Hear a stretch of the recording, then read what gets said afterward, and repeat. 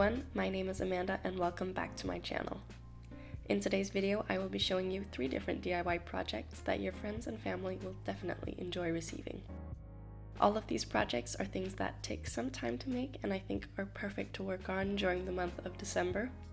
I honestly would be so grateful to receive any one of these things, and not only because they're handmade, but because they're really useful. Now, this video is not a sewing, crocheting, or knitting tutorial because then it would be way too long, but I will link a bunch of tutorials in the description box so even complete beginners can make every one of these crafts without worry. The very first idea for a Christmas present is a reusable washcloth. This is perfect for anyone who wants to live a more sustainable life or anyone who has a home or a kitchen. These are great replacements for a paper towel and can be rinsed or machine washed after use. Now, depending on the size you want your cloth to be, you want to cast on between 61 and 81 knots to determine the width of your cloth. Just make sure that it's an uneven number. If it's going too fast here, I'll link some more basic tutorials down below for starting out. Then you go ahead with whatever pattern you want it to be, but generally close-knit stitches work better. I have absolutely no idea what all the different terms and patterns are called, so my best bet is for you to just look at what I'm doing. The one I chose to do was a seed stitch, where I first knit one row, and then on the second row I started out with one regular knit and then alternate between purl and knits.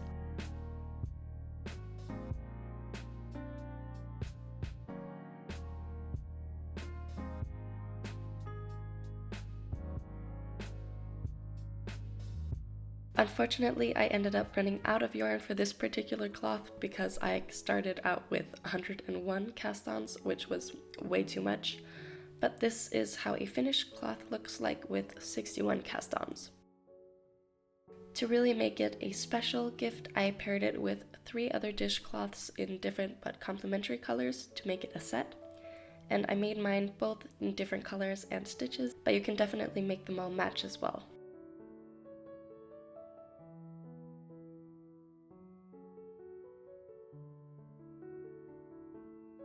I tied everything up with some twine and made my own little label to tie on.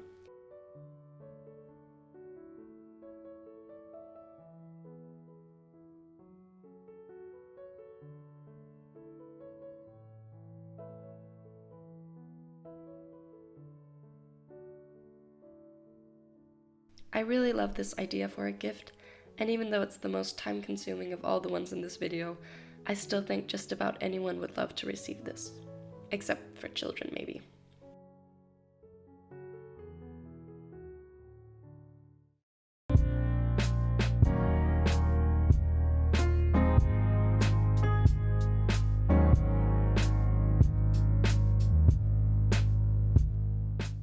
The next craft I want to show you how to make is a crocheted oven mitt with a little leather strap.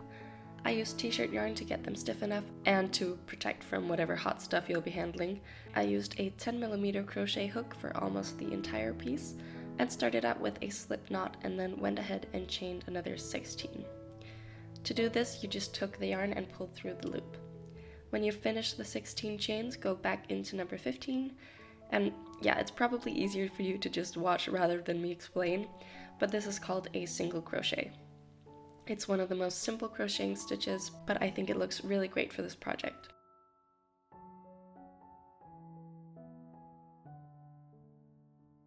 Basically, you're yarning over and pulling through the chain, then yarning over again and pulling through both the loops on the hook.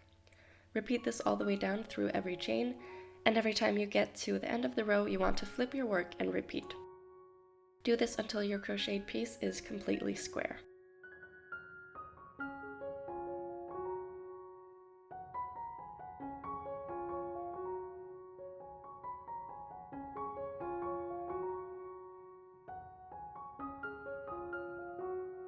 To finish off, cut the string and pull all the way through the last crochet.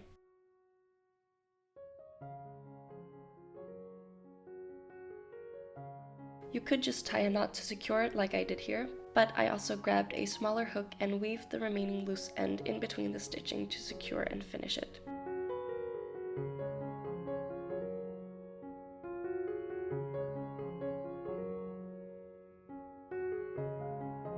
Your finished finished square should look something like this.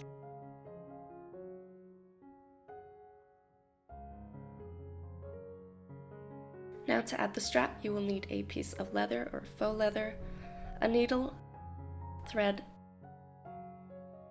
and awl to make holes for sewing, an X-Acto knife, and a cutting board. Obviously, I would not buy real leather now, but this was something my mom had lying around in her closet, and I thought it would be a waste not to use it. With the X-Acto knife, I cut off a strip of about 15 centimeters with both ends cut at an angle. This was for them to overlap like this. And then holding the ends together, I made 4 holes going through both layers so they matched up perfectly. Sewing directly into leather this thick is pretty much impossible, so the holes beforehand will make it so your fingers don't fall off in the process. I took some regular sewing thread and went through the crocheted part first, and then the leather strap.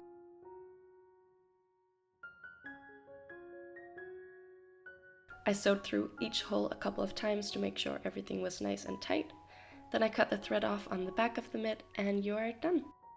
This only took me about 45 minutes to make, so I made another one to match.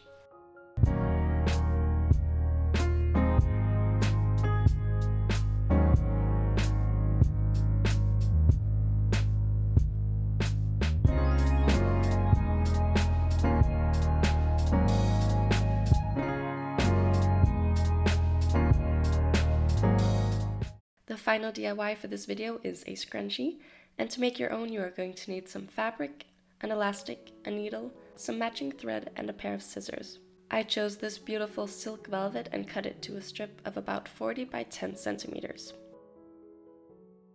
You want it to be at least double the length of the circumference of the elastic. With the right sides of the fabric facing each other, place the elastic in between and sew along the top edge, slowly encasing the elastic in the fabric.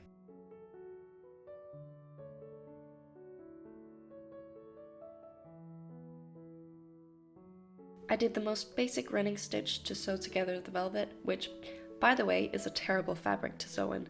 It frays so much and moves all over the place, but I managed to finish sewing up the length of the fabric.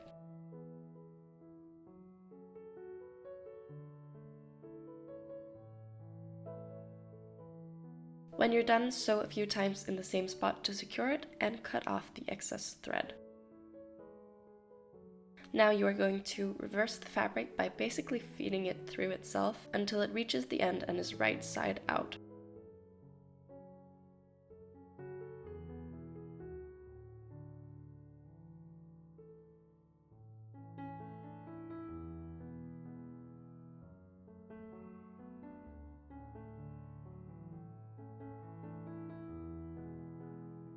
Now fold both openings inwards to hide the raw edges and stitch through both layers all the way around to close off the scrunchie.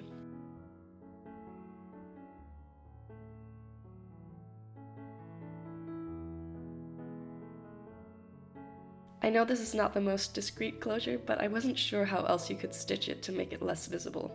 Regardless, I love how these turned out, and you can easily make a bunch at a time to give as gifts or to keep for yourself. I used mine to spice up my ponytail or just for wearing on my wrist.